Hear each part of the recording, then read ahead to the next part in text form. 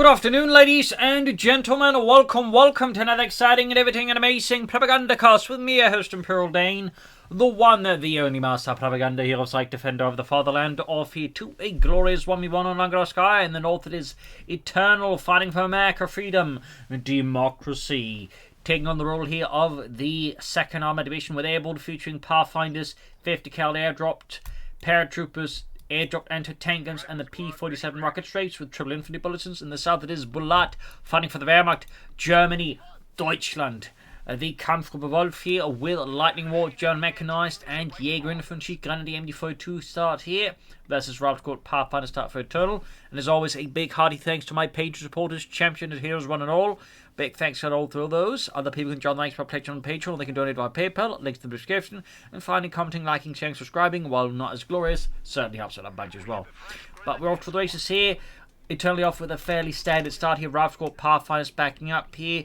Note the use of the Pathfinders also allows for more aggressive starts, and you can just call them in immediately, which is a significant advantage. One reason why the Ostrom got nerfed in the first place back in the days was just like getting these really aggressive timings with the Ostrom, and that's what you can still do with the Pathfinders. They then combine that with the the marksman ability of the Jaegers, which they also nerfed.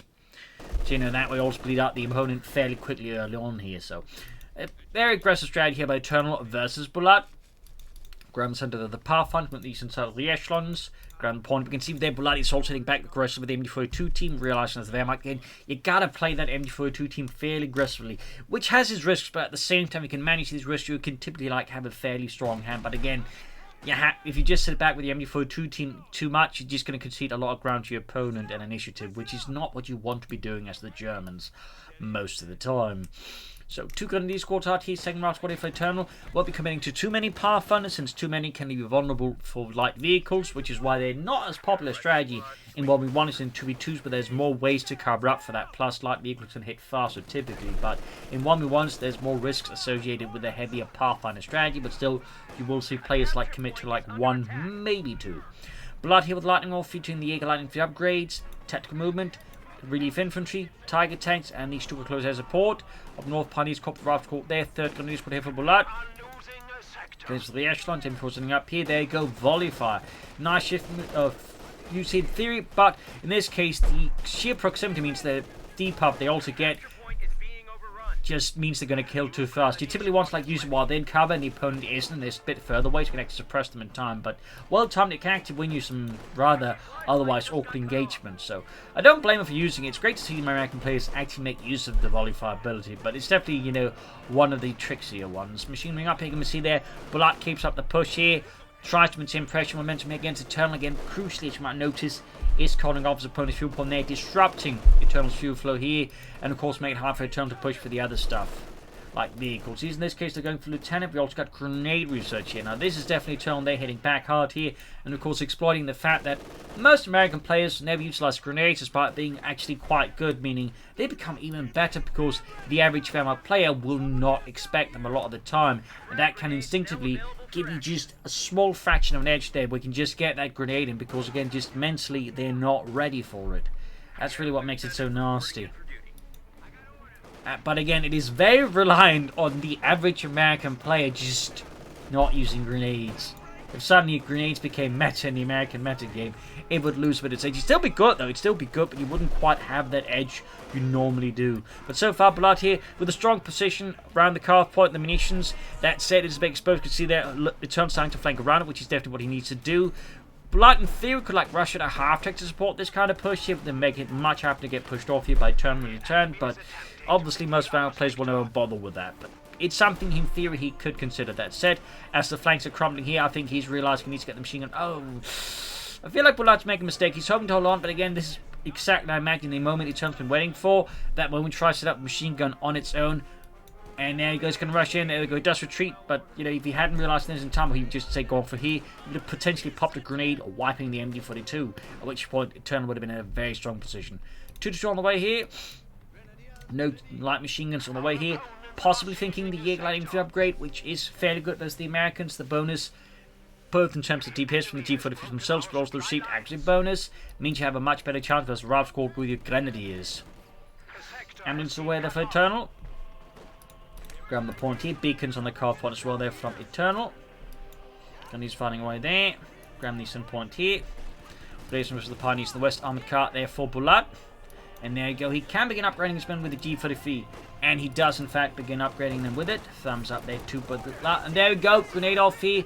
Of course, in this case now the surprise is gone. But even then, it may slightly, put some pressure there on Bulat for every engagement now. So again, he has to keep him on the potential of being hit by a grenade.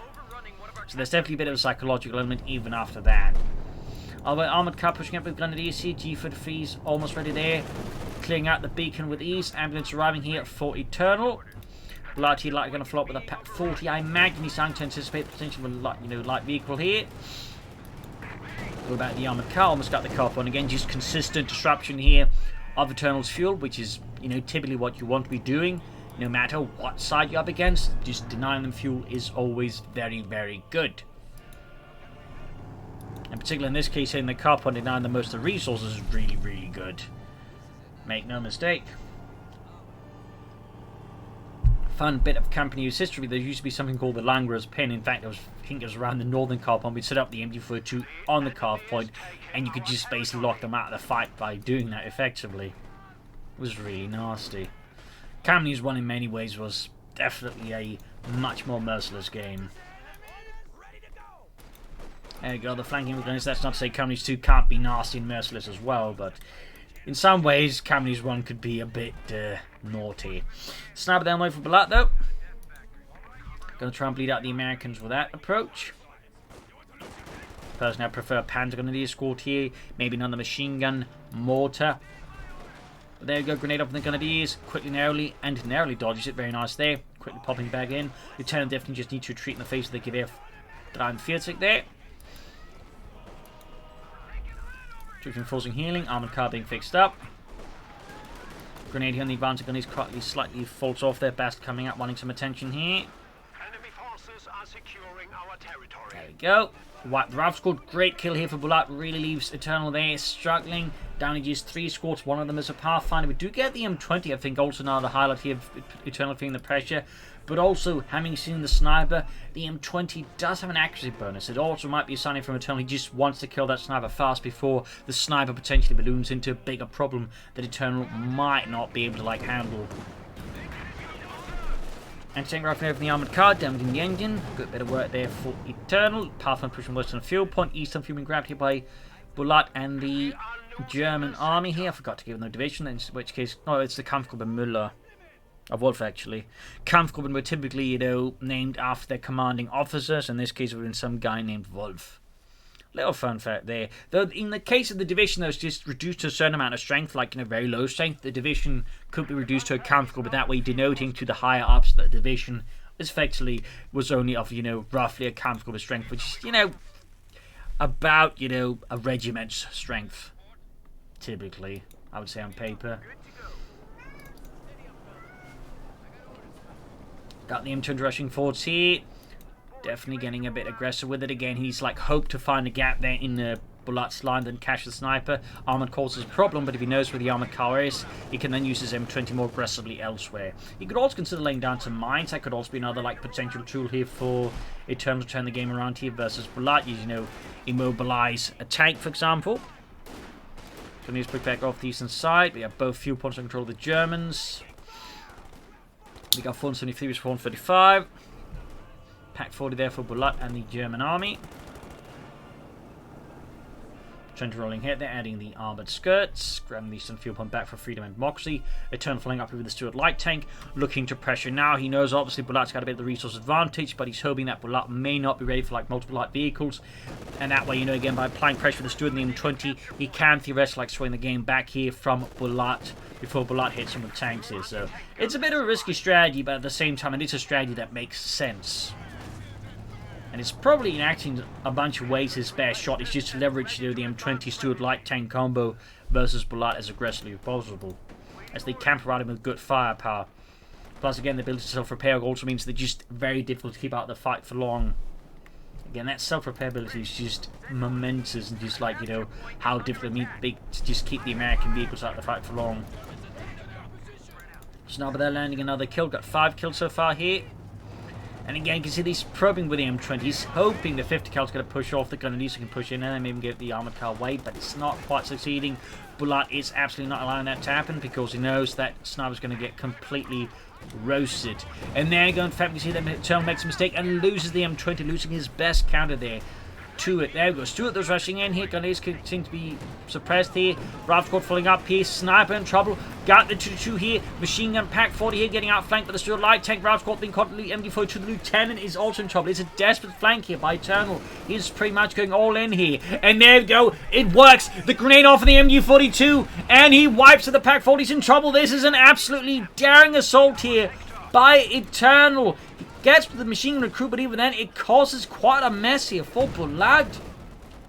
That was a hell of a push here by Eternal. I mean, good lord, 2 thumbs up. Even Vassal's impressed, you can hear there. That was just a hell of an assault there. We've got a Parachute squad in here for Eternal. We'll have to see what he upgrades them with. I'm guessing like machine guns, but Thompsons will of course be cheap and of course offer some bit more close quarters action here versus Bulat's infantry and some more immediate wipe potential. But again, most players tend to favor the double up machine guns because, you know, it's just the safe upgrade with less management required, and you know, it is really good. There's a reason why they nerfed rifle squad from having double light machine guns. Or Grenadiers from having double light machine guns. And these guys can fire them on the move too, so you know, it's pretty good. But again, it's not because the Thompsons are bad. Not at all.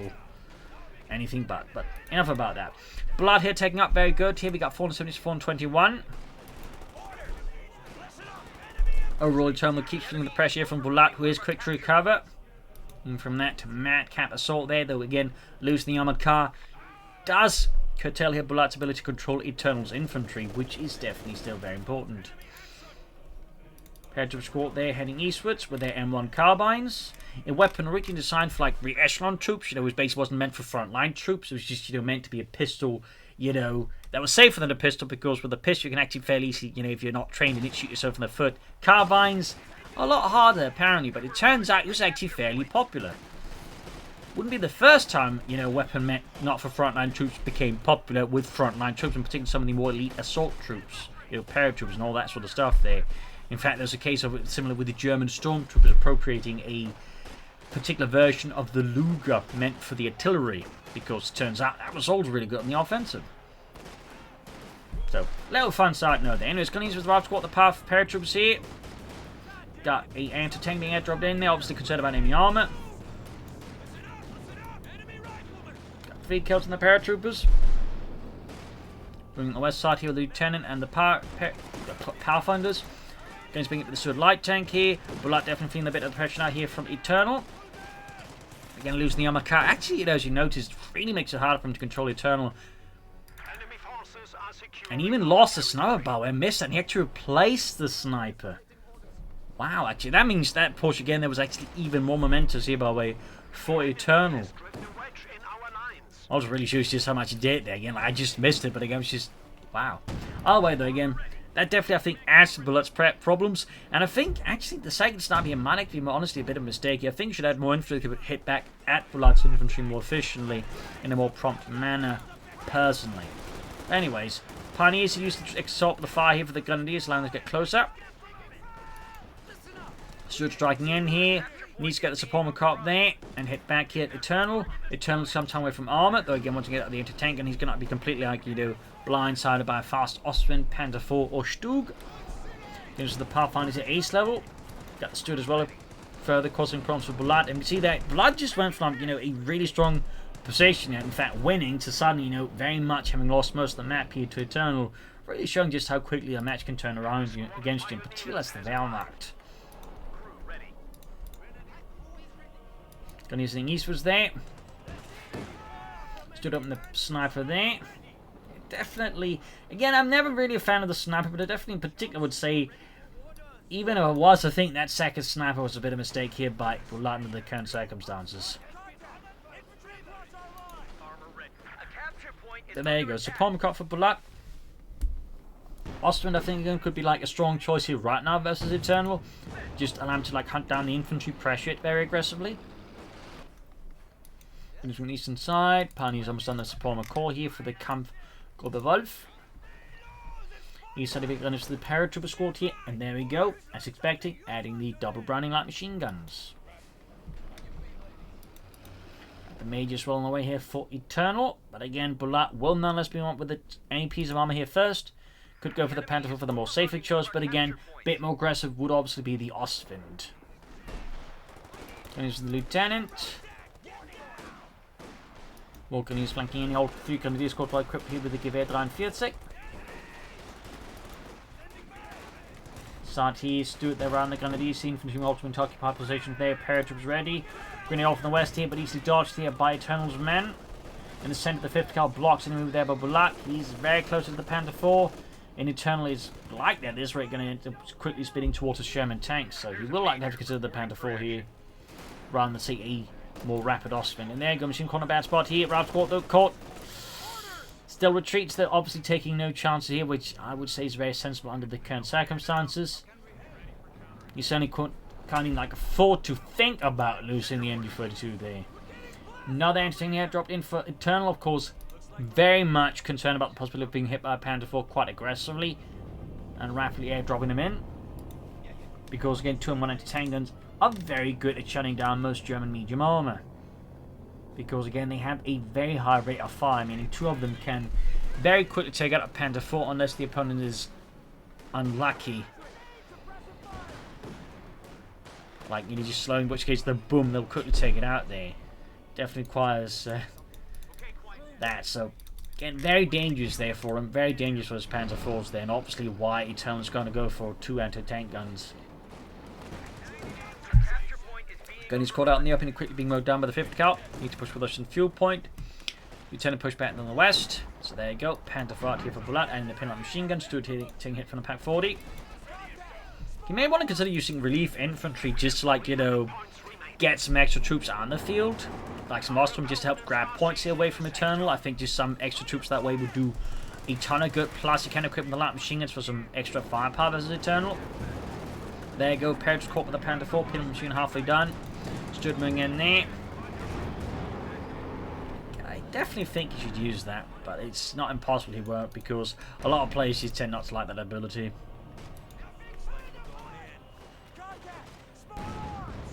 Let's go straight for the Pathfinders here, trying to clear out the beacon. I mean, not a bad idea at all. Anti-tank and transport coming in there, looking to line out a big push in the west. And obviously expecting the Panther 4 to react there, which is why it's got the anti-tank gun there. East side is kind of vulnerable there. And to add, like, a bit more problem here for Bulat, he's actually exposed to the rear armor, meaning, like, the anti-tank gun's chance of bouncing just pretty much went down to nil. In the centre again, pushing up. There's just no action on the right side here from Bulat. I imagine he's focusing on the centre because, again, the Stuart is a problem there for him. So look, called in. He's running to retreat the Grenadier squad now. We got the Major flanking in there as well. Scott on the way for Eternal, by the way, is an interesting choice, but when you factor in the double anti-tank guns, you can't entirely blame him. Then suppose he's got 1 Panther 4 out there with the map control there. It's not going to be like any danger of being hit with the second one fast. And even then, Eternal has plenty of fuel to inflow up, fairly relatively quick with the tank there. They've almost got the anti-tank, the second one's trying to hit there. It doesn't quite land a hit there.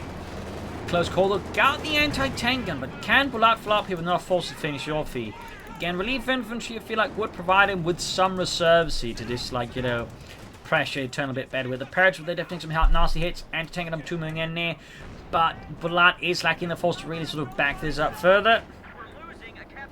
Starting to push more troops eastwards, getting some trouble here. Forced to retreat, in fact, almost getting wiped out. Good chance of Ace Pathfinder's going to do the job. And the anti-tank is making it hard again for him to get them out safely. Got the M8 Scott out here. Really close call there on the sniper. Note, he could try and, like, bypass the anti-tank gun there, but again, this do it with the shell shot and even crippling shot could pretty much punish Bulat very rapidly. On the east side, Puni's got the point there. Could soon fill up another Panther 4 here. Going to crewed up, snipe there. But still, we got the other anti-tank in his. There's basically limits how much damage Bulat can do without a significantly larger force. There you go, he actually got lucky, but again, had that shot not bounced, his Panther 4 would have been out. really highlighting just how little room for error you have against like a pair of M1 anti-tank guns with a Panzer IV. So it's definitely a pretty precarious situation for Bulat. Pretty precarious situation. The center again, 50 cal continues to be a menace. Like honestly, at this point, you just go for a mortar to like hit that, or flank it with some panzer grenadiers. Do have the close air support ready, but it's not like Eternal has like a massive armored force you need to deal with. The issues like other things. You think you're better off just using the munitions on well other things like tactical movement or relief in from there. Got the infantry got wiped out. Will he destroyed? I'd say the chances are very likely here for Eternal. I mean, he's got the 50 cal, and I don't think he's feeling particularly like in need of another machine gun there. There we go. Wrecked the MD42, denying Bulat any chance of getting it back. Yeah, Basil, he destroyed it. Basil is not happy about that, clearly. Picks up the Panzer IV. Pack 40 there being healed reinforced. No further sign of anything. I'm guessing another Panzer IV Bulat versus Eternal, but I think Bulat needs to like consider again swinging more pressure on the east side here versus Eternal. Leaving only a small force to like screen the fuel point there away from Eternal, like any major pushes, but otherwise again should make I think the major movement towards the east here. I'm not a toy, Basil. Certainly not a chew toy. No. Sorry about that. Need to unentangle my left hand from Basil's claws. Still taking it from the Pack 40. Almost got the sniper there. And suddenly got the antenna going for the Panther 4. Need to get to safety. And again, I don't think he's quite realised. Again, he got a bit lucky there. Wow, he got really lucky. Multiple bounces and a miss there. But can't keep hoping to get lucky like that. Particularly like if he remembers to use the armor-piercing discarding sapper rounds, at which point he could very quickly just even dispense the potential of a bounce. But there you go. Second Panther 4. More punies as well. Not bad at all here for Bulat. Though again, would strongly recommend some relief infantry at some point. The addition of Ostrom, I think, could just help him push a bit more map control versus Eternal. Which I would say at the moment, Bulat desperately needs it versus Eternal. He just needs better map control. Like, he's down 173 with his opponent's 421. Like, again, that, you know, strong early lead he had is just completely evaporated into thin air. Nasty hit from the Scot on the Grenadiers. Almost believe that the entire unit. Jackson on the way there for Eternal. Another Panzer IV already. Giving Bulat now a choice of 2 full tanks here versus Eternal. Sniper fire there. We've got 19 kills. Moving up towards center, but there goes straight into the double entry. This time, no dilly-dallying about it. Immediately popping armor discarding saber rounds. That one piercing discarding saber rounds. And immediately take down to half health again. He stuck around for a second longer. That would have been the end of the Panzer IV there.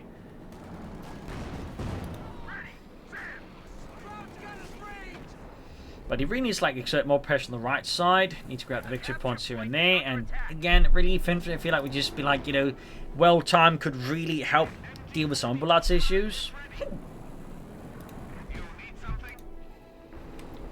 Otherwise, right now, a mortar I think would be like fairly handy dandy here.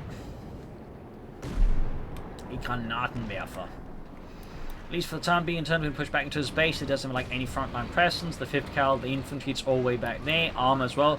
He is programming with the Air Panther 4. They're looking to maybe like make it harder for Eternal to, you know, line up for an attack here versus Bulat, but he needs to be careful does not extend the Panther 4s and get them wrecked, because with 2 anti-tank guns and a Jackson, the margin of error that Bulat has for his tanks is just even slimmer, even lower. Of course, he might be planning for a push here with this dual close air support, in which case we can catch all the American armor in it in the right spot. It could definitely, like, you know, crash Eternal there. That would require a lot of things going exactly correctly here for Bulat. Quick grenade against the paratroopers. Another Pack 40 here for Bulat. I'm not entirely sure about that one. I mean, obviously the armor is a threat, but I would also say the infantry support weapons are a significant threat, and the anti-tank gun does not help with that. I feel like, again, a mortar would help a bit more. Some assault infantry, like some Panzer Grenadier. But that's just me. Could also be a sign that Bulat might be hoping to stall into target tank now, which I would say is, again, fairly ambitious under the current circumstances with how few victory points he's got left here versus Eternal. Not saying it's impossible, but again, the way he would then have to, like, you know, stall for resources, and again, that's like really one of the time-consuming parts, is setting up all these resources, and then, you know, at the same time play passively a lot of the time to make this work. I feel like makes this an incredibly risky proposition when he's got 130 points for his opponent's 381. Like, I feel like he just bit off just going for more Panther 4s and some supporting elements for them, rather than trying to hold out for Tiger versus Eternal. Ready from the Intertinks and the Panther 4. We got 128 versus 381.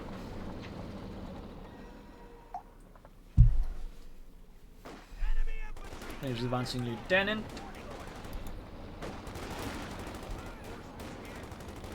So rushing in there, 14 kills, Panther shoots. Till a strike down here by the Pack 40s, looking sun, going for the Pathfinders here. Grenade off here from the paratroopers, getting past it. Paratroopers trouble here, the Pathfinder set packing here, down to 3 men.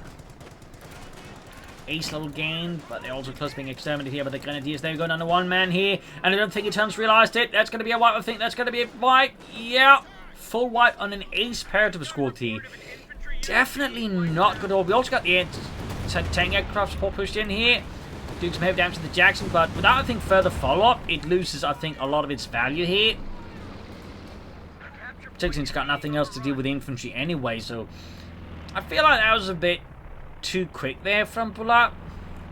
Like, there's no way it's going to finish off armor, and like, even if he pushes it off, it's not the armor that's going to, a lot of the time, take the point anyway, so I feel like that's just a wasted opportunity, I think, to actually deliver a more crushing blow here to Eternal. And he's the Grenadiers to the Scott. Got 107 to 381. Pan towards the Rifle Squad. Scott versus the Grenadiers here. Nasty, half the squad gone. Jackson's antenna is going to find to the rear and side on the Panther 4 here. Down to half health. He's getting fairly lucky again here with his Panther 4. He's getting fairly lucky, but again, he can't keep relying on his luck here versus John Egg. Oh, just look at all these misses. Obviously, given the attacking ground, the entertainers become a lot less accurate, but like statistically, one of them should have hit at that point, I think. But there you go, charging against double entertainers, getting armor piercing, discarding several rounds there. Down a half of immediately, again, popping back behind the terrain, giving a slightly higher chance to survive here. We've got the center western point, sees the center one runner neutral, but we can see that Eternal is quickly pushing in fresh troops. Could call in another paratrooper squad here, or maybe just some more Pathfinders or Rifle squads. We'll have to see what exactly he does here versus Bulat. Bulat could soon push for another Panther 4, but again, he might be having to stall for a Tiger tank here, which with 92 points left, definitely is pushing the boundaries of luck. Third one comes from the sniper there, east level.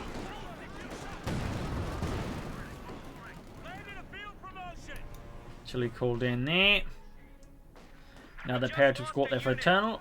And the Major is wiped out. A small win here for Bulat, but the thing for Bulat is he actually needs some significantly bigger wins than just wiping the Major at this point. The capture point is under attack.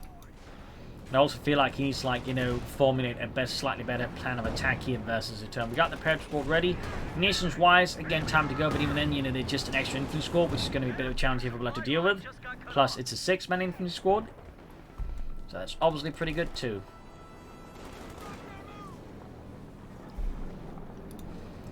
Panther 4 setting out there. Great shot there.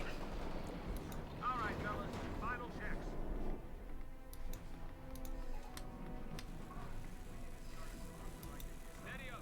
Fun fact about the power punch, the British actually had their own version for their own paratrooper that, you know, pretty much pulled the same role there doing Normandy and similar operations. Fun fact.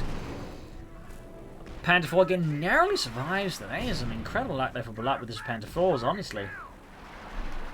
Scott there, though, I actually think took out the sniper. At least the sniper's gone either way. Panther 4, the game troop creation squad wiped out. We got 83 versus 381. Again, I feel like he just popped some relief infantry at some point early, and again, just guns more storm. In fact, he's going for now. He could have had better map control versus Eternal here. Scott bound the Grenadiers here. Quick deployment of concealing smoke. 71 versus 381. Yeah, it looks like Bulat is actually, under the current circumstances, stalling for the Tiger Tank. He's down to 65 points. And he's trying to stall for the Tiger Tank. I mean, that is a man who's incredibly ambitious, if nothing else. We're losing a capture point. He's the kind of man that believes that Steiner's Panzer Army will come and save him. They're down to 50 points. 47 to 381. I mean, I definitely, under no circumstance, would recommend anyone to go for a Tiger Tank, and I definitely think Bulat is making the wrong choice by, like, any measure. You should just be pushing for infantry, tanks, and again, popping relief infantry, so just be, like, looking to hit the field as hard as possible right now as Eternal, and instead he's, you know, preserving a significant amount of resources for a Tiger Tank when, you know, he's barely got any victory points left. I definitely think Bulat, again, is just kind of throwing the match here. I mean, he's definitely done some good stuff throughout the match, but he's kind of doing a lot of it here by trying to go for the Tiger Tank right now. Paratroopers ready for action. Get that radio. So I definitely cannot recommend this to people at home.